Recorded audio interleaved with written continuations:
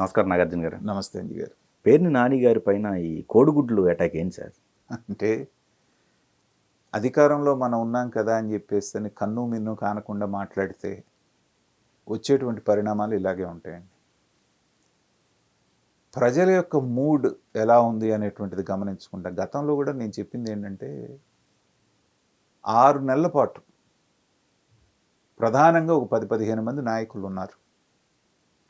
వాళ్ళందరూ కూడా లో ప్రొఫైల్ మెయింటైన్ చేసి కొన్నాళ్ళు విహారయాత్రలకు వెళ్ళొస్తే రాష్ట్రానికి దూరంగా ఉంటే బాగుండు అనేటువంటిది నేను చెప్పడం జరిగింది. ఎందుకంటే ప్రజలు వాళ్ళ మీద అంత ఆవేశంతో ఉన్నారు. పెద్దిరెడ్డి రామచంద్రారెడ్డి వెళ్తే ఏం జరిగిందో, మిథున్ రెడ్డి వాళ్ళ ఊరు వెళ్తే ఏం జరిగిందో చూసాం. కొడాలి నాని ఇంటి మీద ఏం జరిగిందో చూసాం. అలాగే దేవినేని అవినాష్ని ఇంటి మీదకి ఎలా వెళ్ళారో చూసాం. ఈ 10-15 మంది ఎవరైతే అధికారంలో ఉన్నప్పుడు లైను దాటి ప్రవర్తించారో వాళ్ళందరూ కూడా ఖచ్చితంగా ప్రజాగ్రహానికి గురి కావాల్సిందే, దాంట్లో అనుమానమే లేదు. ఇంకా చంద్రబాబు నాయుడు గారు, లోకేష్ వీళ్ళందరూ కొంచెం కళ్ళాలేసి పవన్ కళ్యాణ్ గారు మీరు ఆవేశపడొద్దని ఆపుతున్నారు కాబట్టి ఈ మాత్రం ఉంది. కానీ అదే గతంలో జగన్మోహన్ రెడ్డి గారి మనస్తత్వంతో వీళ్ళు కూడా వ్యవహరించి ఉంటే ఈ పాటికి వీళ్ళ ఆస్తులు కానీ లేకపోతే వీళ్ళ ఇల్లు కానీ మిగతావి ఏవి ఉండేవి కాదు. ఎందుకంటే 5 సంవత్సరాలు వాళ్ళు అనుభవించిన నిర్బంధం, వాళ్ళు ఫేస్ చేసినటువంటి దాష్టీకాలు, నష్టపోయినటువంటిదంతా చూస్తే ఏంటంటే దానిలో నుంచి వచ్చినటువంటి ప్రతిచర్య ఇదని నేను అనుకుంటున్నాను. ఎందుకంటే గౌతమ్ సవాంగ్ గారు చెప్పారు చూసారా, ప్రజాస్వామ్యంలో నిరసన తెలియజేయటం అనేటువంటిది ప్రజల హక్కు అనేటువంటిది అన్నప్పుడు ఆ కాంటెస్ట్లో తీసుకుంటే ఇది కూడా కరెక్టే కదా. మరి వాళ్ళు నిరసన తెలియజేశారు, దాంట్లో ఏముంది? అప్పుడు చంద్రబాబు నాయుడు గారు క్యాన్వాయ్ మీద ఏమో రాళ్ళు వేశారు, దీని మీద గుడ్లు వేశారు. కాబట్టి పెద్ద తేడా ఏమీ లేదు. కానీ దురదృష్టకరమైన విషయం ఏంటంటే నాకు పేర్ని నాని గారు అంటే కొంత సాఫ్ట్ కార్నర్ ఉంది. ఎందుకంటే మిగతా వాళ్ళతో పోల్చుకుంటే ఒక అంబటి రాంబాబుతోటో లేకపోతే ఒక కొడాలి నానితోటో లేకపోతే మిగతా వాళ్ళతో పోల్చుకుంటే వాళ్ళతో పోల్చుకుంటే పేర్ని నాని కొంతవరకు పర్వాలేదు, సెటైరికల్గా మాట్లాడతారే కానీ లైన్ దాటి జుగుప్సాకరమైనటువంటి భాష ఉపయోగించడం.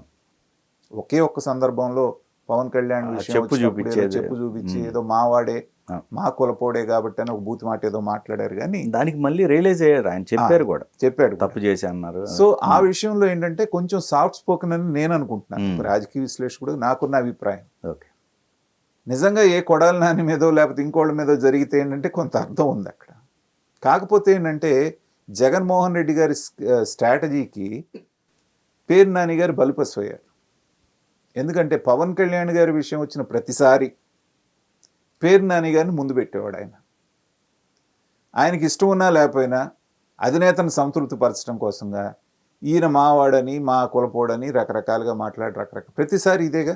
ఇది కూడా ఒక దరిద్రమే సార్. అంటే ఒక కులస్తుల్ని ఇంకో కులస్తుల మీద తిట్టడం, ఖచ్చితంగా ఒక ఎస్సీని ఇంకొక ఎస్సీతో తిట్టించడం, ఒక కాపు నేతని ఇంకొక కాపు నేతతో తిట్టించడం, ఒక కమ్మ నేతని ఇంకొక కమ్మ నేత, ఇది ఒక ఆనవాయితీ అయిపోయింది. అదొక స్ట్రాటజీ అనుకున్నారు వాళ్ళు. కానీ అధికారం పోయిన తర్వాత ఎవరైతే మాట్లాడారో వాళ్ళు బలిపశువులు అవుతున్నారుగా.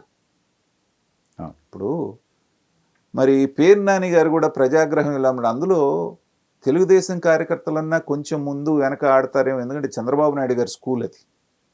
వాడు గత 3 దశాబ్దాలుగా లోపల ఎంత ఆవేదన ఉన్నా బయటికి వెళ్ళాలి, వాళ్ళు ఏదైనా దౌర్జన్యం చేయగలనగానే చంద్రబాబు నాయుడు గారు గుర్తొస్తారు.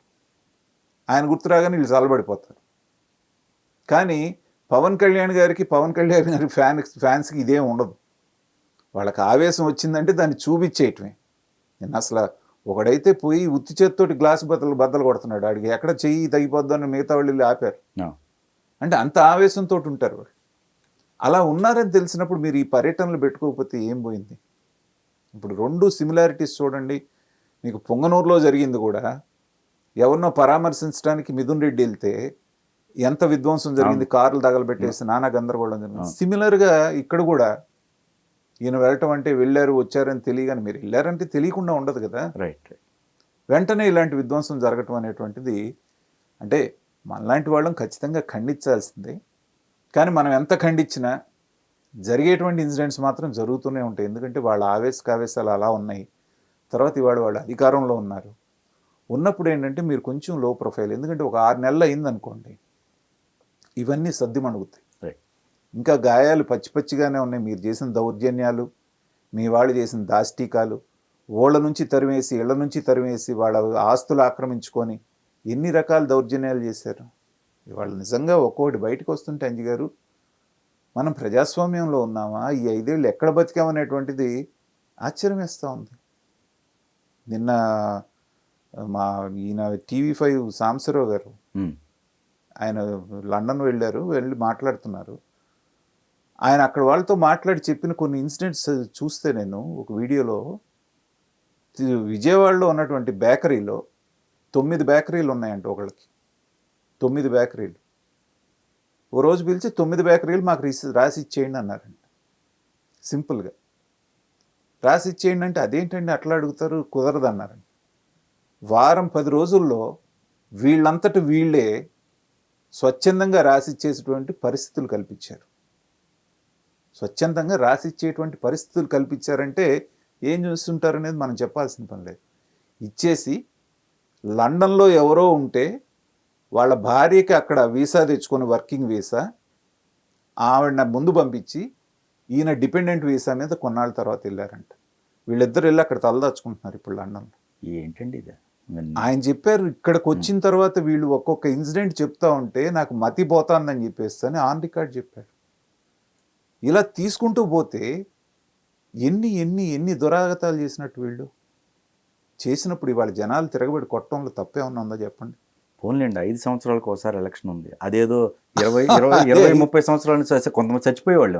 ఈసారి కనుక వస్తే జగన్మోహన్ రెడ్డి గారు ఆ ప్రపోజల్ కూడా పెట్టేవాళ్ళు. ఇది 20 సంవత్సరాలు, ఏది జీవితాంతం నేనే అధ్యక్షుడిని, శాశ్వత అధ్యక్షుడిని ఎలా ప్రకటించుకున్నాడో అదే రాజ్యాంగం ఒప్పుకోదు. కానీ లేకపోతే మొన్నే ప్రకటించుకునేవాడు ఆయన. ఓకే, అనఫిషియల్ గా ప్రకటించుకున్నాడు కదా, 25 ఏళ్ళు నేనే ఉంటా, 30 ఏళ్ళు నేనే ఉంటాను. కానీ ప్రజల్లో మార్పులు రావాలి సార్. ఈ వ్యవస్థల్ని ఖచ్చితంగా అంజి గారు గట్టిగా ఉండాలండి. మనలాంటి వాళ్ళని సంతోషించింది. ఎందుకంటే 2019లో జగన్మోహన్ రెడ్డి గారిని 151 సీట్లతోటి 50% ఓట్లతో ఎన్నుకున్నప్పుడు నాలాంటి వాళ్ళందరూ కూడా చాలా బాధపడ్డాం. ఒక రకంగా ఓటర్ల మీద కోపం తెచ్చుకున్నాం. వీళ్ళకి అసలు ఒక నేరస్తుడిని 16 సంవత్సరాలు జైల్లో ఉండి ఇన్ని కేసులు నెత్తి మీద పెట్టుకున్నటువంటి వాడిని ముఖ్యమంత్రిగా ఎన్నుకున్నారు అంటే వీళ్ళ విఘ్నతను ఏమనుకోవాలి అని చెప్పేసి అని చాలా తిట్టుకున్నాను నేనైతే. కానీ ఒకసారి చేసినటువంటి తప్పుని వెంటనే రియలైజ్ అయ్యి 5 సంవత్సరాలు తిరగకుండానే వాళ్ళు మళ్ళీ ఇచ్చినటువంటి తీర్పుని చూసినప్పుడు నేను రియలైజ్ అయింది ఏంటంటే, ఎవరికైనా కానీ ఒక అవకాశం ఇద్దాం అనుకుంటారు ప్రజలు. ఒక మార్పు అనేటువంటిది ఏమో అంటున్నాడు కదా యువకుడు, సరే చంద్రబాబు నాయుడు గారిని చూసాం, రాజశేఖర రెడ్డి కొడుకు కదా చూద్దాం అనేటువంటి మూడ్లో ఒకసారి పొరపాటు పడ్డారు. కానీ అవకాశం రాగానే పొరపాటుని ఎంత త్వరగా సరిదిద్దుకున్నారు అనేటువంటిది చూసిన తర్వాత మాత్రం ముచ్చటేసింది నాకు. వాళ్ళందరినీ కూడా మళ్ళీ ఒకసారి నేను అభినందిస్తున్నాను. లేకపోతే మళ్ళీ గనక జగన్మోహన్ రెడ్డి గారు వచ్చి ఉంటే ఆంధ్ర రాష్ట్ర భవిష్యత్తు ఏంటి అని ఇవాళ తలుచుకున్నా నాకు వణుకొస్తుంది. ఎందుకంటే ఫస్ట్ 5 సంవత్సరాల్లోనే అన్ని దాష్టీకాలు చేసిన తర్వాత రెండోసారి మళ్ళీ కనుక వచ్చి ఉంటే మాత్రం ప్రజాస్వామ్యం అనేటువంటి పుస్తకాల్లో మాత్రమే కనిపించేది, కానీ పాలనలో ఎక్కడా కనిపించేది కాదు. ఇలాంటి దురాగతాలు, మన ఆస్తులు కానీ మన వ్యవహారాలు కానీ ఇంకా వాళ్ళ చెప్పు చేతల్లో, మన తలరాత అంతా కూడా వాళ్ళ చేతుల్లోకి వెళ్ళిపోయాయి.